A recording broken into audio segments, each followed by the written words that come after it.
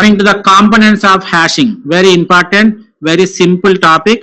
We have four different components of hashing. The first component is hash functions, right? Where we make use of these hash functions. These hash functions are used to find hash values, right? Like hash value is equal to hash function of the value. This we have discussed in the previous slide, step 1.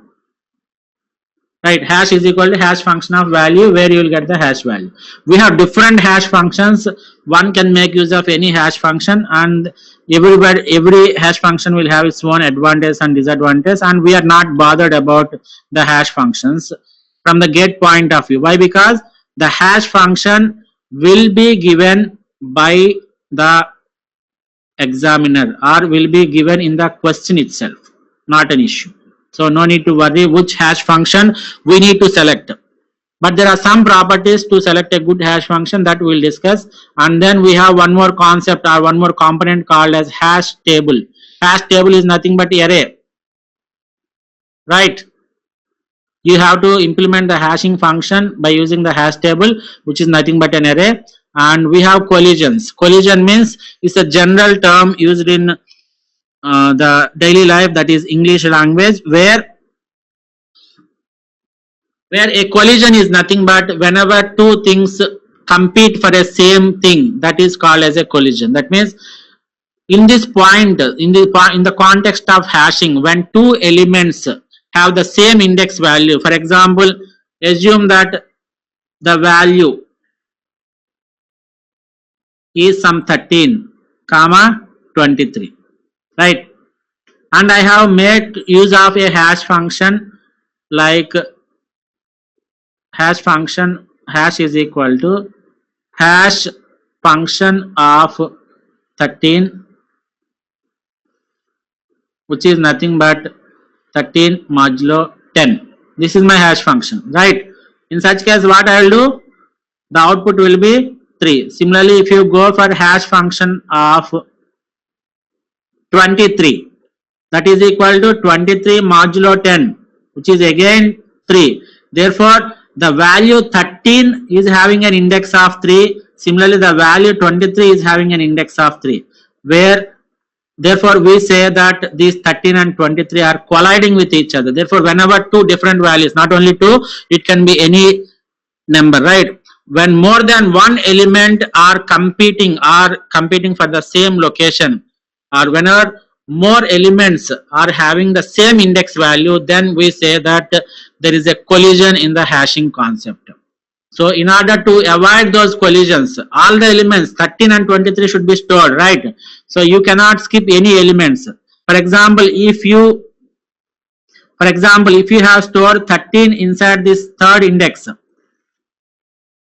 and 23 is also competing for this third index, in such case 13 is already stored. In such case, what you have to do is you have to provide some provision for 23 to be stored inside the hash table. Every element should be stored, but whenever there is a collision, you have to implement some procedure to avoid those collisions, and you have to provide the provision to introduce or to include that collided element in some other location. We have different strategies like open,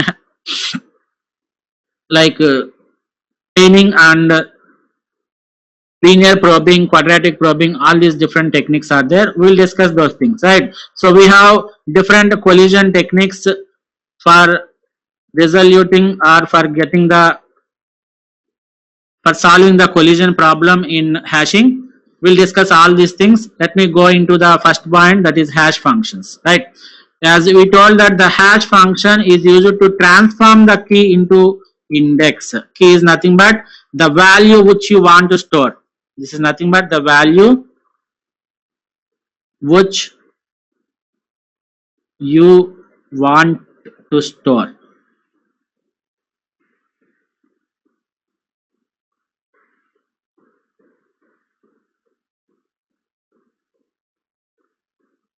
Right. we know this. The hash function is used to transform a value into an index, right? A hash function should map each possible key to a unique slot index.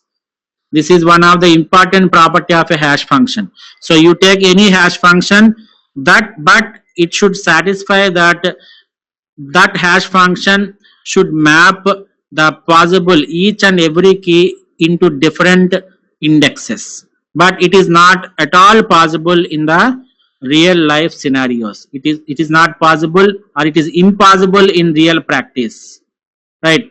The values returned by the hash function are called as hash values. That's what I told, right? They can be called as hash values, or they can be called as hash codes, or they can be called as hash sums, or simply hashes. Hash values, hash code, hash sums are simply hashes, right? So some of the requirements for good hash function, it should be very easy to compute. You should not write an algorithm. The hash function cannot be a sequence of steps like an algorithm, right? It should be very simple, like it should include only one step or at max 2 steps.